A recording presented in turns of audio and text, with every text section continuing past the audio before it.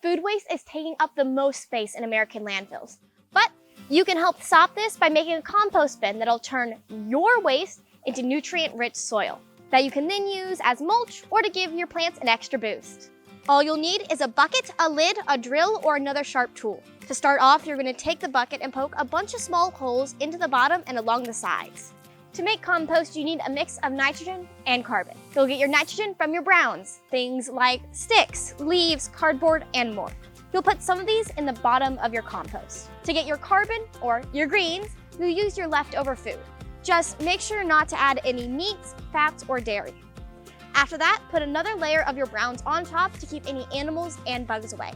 Finally, add some water. Your compost should be moist, but not soaked. You can stop here, or if you come back to add more greens, also add more browns and water and stir around what's inside.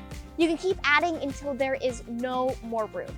After that, just come back every week or two to add more water and stir around what's inside. Depending on what you add and how much you come back to stir it can take 2 weeks to 2 years to get finished compost.